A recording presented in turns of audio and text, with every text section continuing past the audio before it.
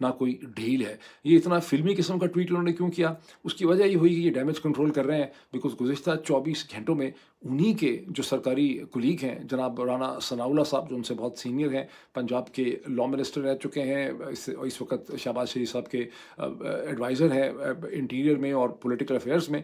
उन्होंने एयरवाई के एक प्रोग्राम में ये कह दिया कि इमरान खान तो सियासत समझता ही नहीं है, इमरान खान बात मानता ही नहीं है, वो डील जो है वो लेता ही नहीं है। 2 दफ़ा उसको स्ट्रक्चर्ड डील दी गई। एक उन्होंने बात की कि अली अमीन गंडापुर और मोहसिन नकवी ने बड़ी कोशिश की डील की। उसके बाद उन्होंने कहा कि अमेरिका से कोई डॉक्टर आए थे, मेरा ख़्याल जब चौधरी तनवीर साहब, सॉरी चौधरी तो नहीं है, तनवीर साहब जब आए थे, जो कि अमेरिकन बिजनेसमैन हैं, वो उसकी तरफ इशारा कर रहे थे।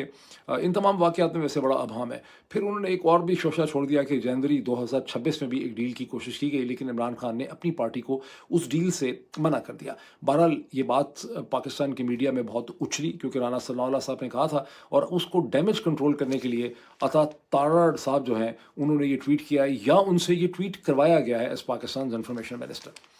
अच्छा, अब थोड़ा-सा ये देखिए कि पाकिस्तान तहरीक-ए-इंसाफ क्या कर रही है इमरान खान की सेहत के हवाले से, या इमरान खान की रिहाई के हवाले से।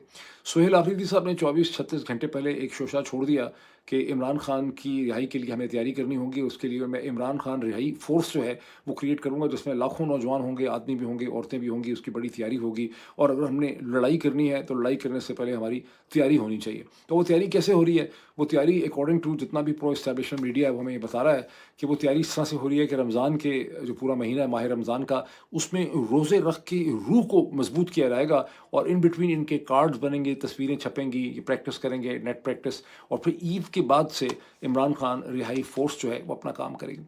ये क्या है सारा मामला? इसकी ऑब्जेक्टिव अंडरस्टैंडिंग ये है कि जब सुहेल आफरीदी साहब पे बहुत दबाव था कि धरने ख़त्म करें, और उनको कुछ और समझ नहीं आई, तो ये एक नया शोशा उनको छोड़ना पड़ गया। बिकॉज़ धरने ख़त्म करना ख़ासा पेनफुल और एम्बैरेसिंग सीन थी। बिकॉज़ पाकिस्तान तहरीक इंसाफ को, तहरीक तहफ़्फ़ुज़ आईन पाकिस्तान को अपनी जो भी मूवमेंट थी धरनों की, उससे किसी भी किस्म की पॉजिटिव पॉलिटिकल एक्सट्रैक्शन ये नहीं कर सके, अनलेस कि हम ये अस्यूम करें कि कोई एक हिडन अंडरस्टैंडिंग है, जो अब अता तारड़ साहब ने बिल्कुल कह दिया कि न डील है न ढील है। लेकिन अगर कोई ऐसी अंडरस्टैंडिंग है जो पाकिस्तान तहरीक इंसाफ को मिली है, जिसके असरात जो हैं, या उसकी विजिबिलिटी जो है वो अगले चंद दिनों में हमारे सामने आएगी, तो अलग बात है।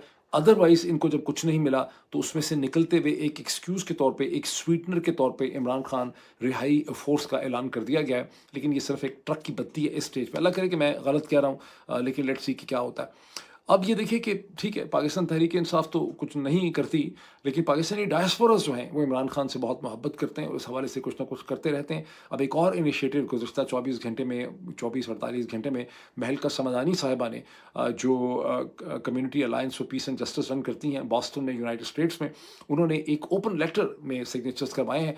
दुनिया भर के 40 से ज़्यादा उसमें इंटेलेक्चुअल्स हैं, दानश्वर हैं, एकेडमिक हैं, सिविल सोसाइटी के बहुत मशहूर लीडर हैं, और ये ओपन लेटर है जो दुनिया से और पाकिस्तान की हुकूमत से ये डिमांड करता है कि इमरान खान को उनके ज़ाती मालिज और उनकी बेस्ट पॉसिबल हेल्थ फैसिलिटीज़ जो हैं वो उन्हें प्रोवाइड की जाए।